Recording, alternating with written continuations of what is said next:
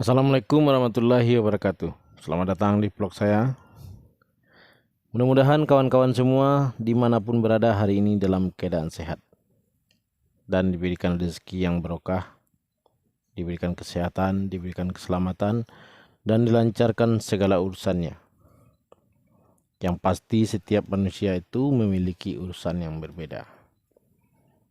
Pemulung dia sibuk memikirkan di mana lokasi pulungan hari ini yang kira-kira orang banyak membuang limbah yang bisa dijual kembali.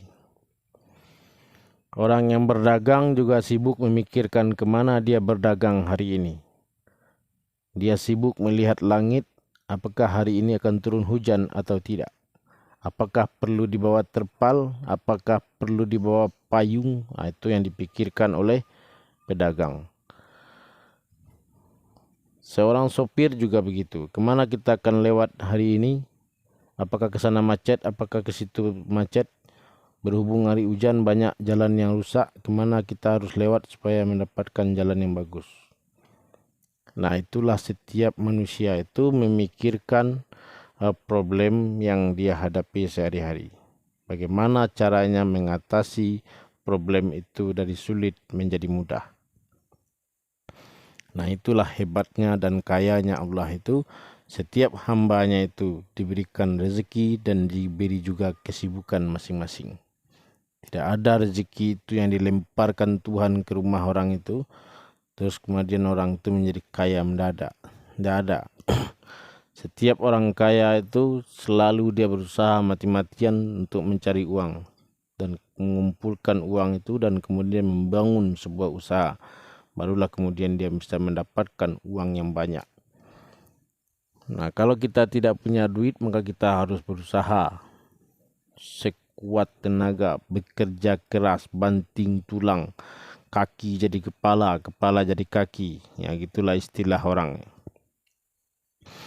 Tapi yang harus kita ingat itu bahwa Allah itu yang mempunyai alam semesta ini, termasuk kita, dan termasuk rezeki yang mau kita kejar itu milik Allah.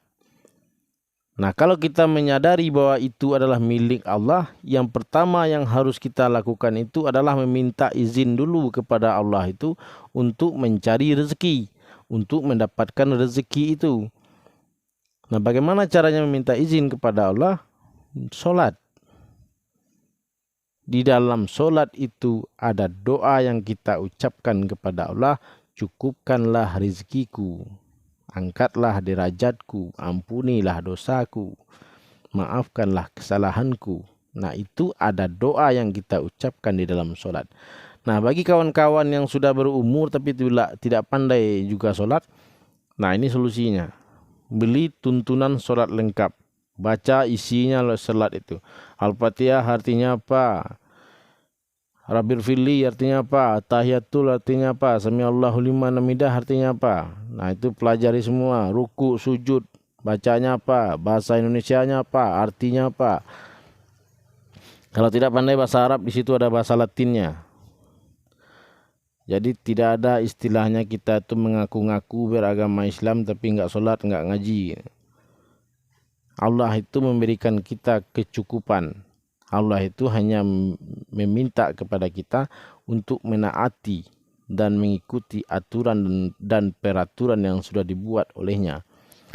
Dan kalau tidak mau memeluk agama Islam, Allah tidak memaksa orang itu untuk memeluk agama Islam. Cari agama yang tidak pakai sholat. Cari agama yang tidak pakai sedekah, yang tidak pakai zakat. Banyak agama-agama di dunia ini, semua agama-agama itu diberikan keberkahan oleh Tuhan. Tidak ada orang yang berbeda dari agama Islam itu miskin, kere, melarat hidupnya, tidak ada. Semua orang yang beragama di atas dunia ini diberikan oleh Allah itu rezeki. Banyak, berlimpah ruah rezekinya. Dengan syarat orang itu menaati aturan agamanya itu. Itu yang paling penting. Nah, kalau kawan mengaku beragama Islam, harus taat kepada aturan agama Islam itu. Salah satu aturan agama Islam itu pandai membaca Al-Quran. Sebab di dalam Al-Quran itu terletak petunjuk-petunjuk Allah untuk kita. Untuk modal kehidupan kita di atas dunia ini. Sebab Rasul itu sudah tidak akan turun lagi. Jadi tidak ada lagi orang yang akan memberikan petunjuk kepada kita. Jadi sudah habis masa Nabi dan Rasul itu. Tinggallah Al-Quran ini yang akan kita ambil untuk dijadikan petunjuk kita menuju Siratal Mustaqim, jalan yang lurus, jalan yang diridhoi oleh Allah Subhanahu wa taala. Tapi kalau kawan-kawan tidak mau membaca Al-Quran, ya ndak pandai-pandai, ndak ketemu-ketemu jalan yang lurus itu. Oke kawan, kita akan lanjutkan membaca dalam tema video yang ini, membaca tafsir. Dan ini surat Ibrahim, surat ke-14, ayat pun 14 juga. A'udzubillahi minasyaitonirrajim, bismillahirrahmanirrahim.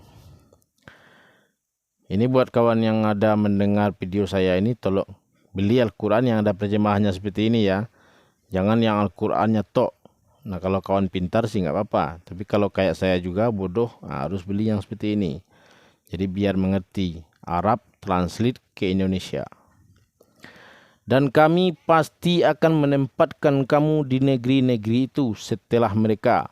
Yang demikian itu adalah untuk orang-orang yang takut terhadap kehadiratku dan takut akan ancamanku. Jadi sebelum kita ini sudah banyak umat itu yang dibinasakan, dimusnahkan Allah dan kemudian diganti dengan umat yang baru.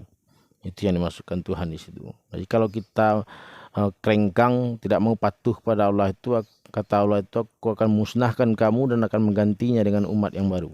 Begitulah yang terjadi kepada para nabi dan rasul sebelum Nabi Muhammad. Dimusnahkan, kemudian diganti dengan yang baru, dimusnahkan lagi, diganti lagi dengan yang baru. Ayat 15. Dan mereka memohon diberi kemenangan dan binasalah semua orang-orang yang berlaku semenang-menang lagi keras kepala.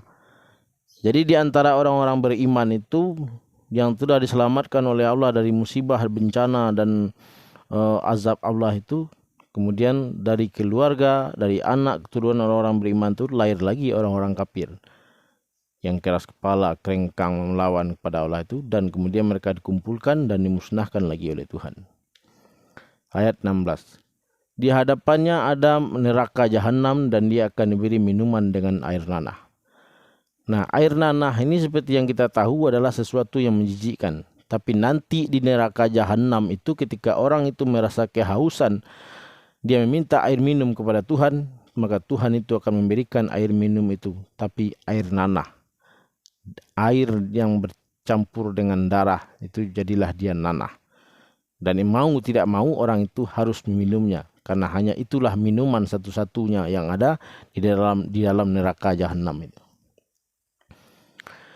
Diteguk-teguknya air nanah itu dan dia hampir tidak bisa menelannya, dan datanglah bahaya maut kepadanya dari segenap penjuru, tetapi dia tidak juga mati, dan di hadapannya masih ada azab yang berat. Jadi kalau orang itu masuk ke dalam neraka itu, minumannya air nanah, belum selesai diteguk sudah dipukul lagi oleh malaikat itu dengan cambuk, dihantam dengan tombak, dipukul dengan pentungan yang berduri, dan dia tidak mati-mati. Nah ini hebatnya kalau kita tuh bisa masuk ke dalam neraka itu. Tidak mati-mati di dalam neraka itu. Disiksa Tuhan, dipukul, diinjak sama malaikat itu. Disetrika, digosok, ditusuk pakai api yang panas. Tapi tidak mati-mati. Di neraka jahanam itu tidak ada lagi kematian.